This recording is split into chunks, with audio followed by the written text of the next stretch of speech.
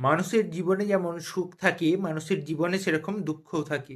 আচ্ছা, ভগবান কি শুধুমাত্র সুখের সময় আমাদের পাশে থাকেন? দুঃখের সময়ে কি আমাদের পাশে থাকেন না? চলুন একটি কাহিনীর মাধ্যমে আজকে সেটা জেনে নেয়া যাক। বহুদিন আগে রামেশ্বর নামে একজন ভক্ত ছিল। সে ভগবান শ্রী নারায়ণের পরম ভক্ত ছিল। সে কাজের ফাঁকেও প্রার্থনা করত, ভগবানের সঙ্গে মনে মনে কথা বলতো।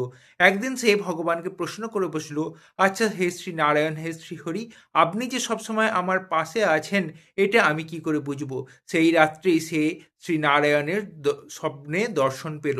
নারায়ণ তাকে বললেন যে, তুমি সবসময় হাঁটবে যখন, তখন পিছন ফিরে দেখবে দুজোড়া পায়ের ছাপ তুমি সবসময় দেখতে পাবে। প্রথম এক জোড়া পায়ের ছাপ তোমার, আর পরের এক জোড়া পায়ের ছাপ হচ্ছে আমার।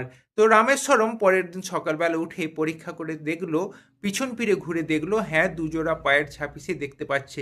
অর্থাৎ প্রথম পায়ের ছাপটা ছিল তার, এবং পরের পায়ের ছাপটা ছিল ভগবান শ্রীহরি শ্রীনারায়ণের। রামেশ্বরম একজন ব্যবসায়ী ছিলেন। ব্যবসায় আস্তে আস্তে সে বিশাল সফলতা লাভ করলো, সে হয়ে উঠল বিশাল ধনী ব্যক্তি। কিন্তু তবুও সে কখনো ভগবানের নাম গান করতে ভুলল না। কিন্তু দিন তো সকলের সমান যায় না, সময় সকলের সময় যায় না।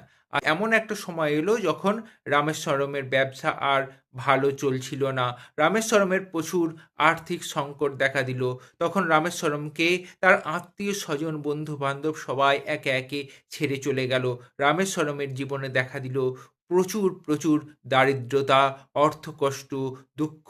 তখন রামেশ্বরম একদিন ভাবল, আচ্ছা, ভগবানও কি আমাকে ছেড়ে চলে গেছেন?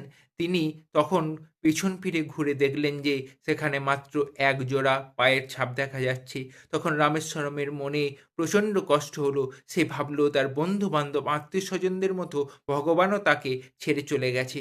সেই রাত্রি রামেশ্বরম স্বপ্ন দেখল, প্রভু শ্রীহরি শ্রীনারায়ণ তাকে বলছে, হে রামেশ্বরম, তুমি কেন ভুল বুঝছো?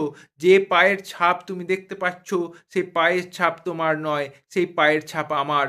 আমি তোমাকে কোলে করে এই দুঃখ কষ্টের সময়ে এটা পার করে দিচ্ছি। যেহেতু তুমি আমার কোলে আছো, তাই তোমার পায়ের ছাপ পড়ছে না, শুধুমাত্র আমার পায়ের ছাপ পড়ছে। সঙ্গে সঙ্গে রামেশ্বরের ঘুম ভেঙে গেল।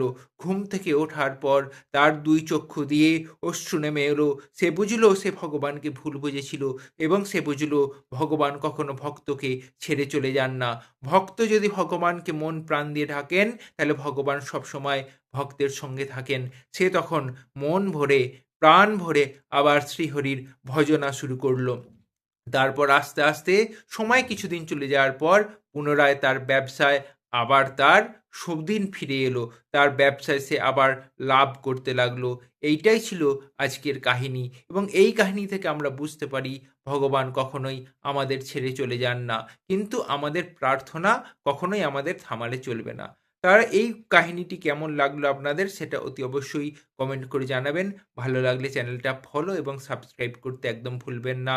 বলুন জয় শ্রীহরি, জয় জয় শ্রীনারায়ণ, হর হর মহাদেব।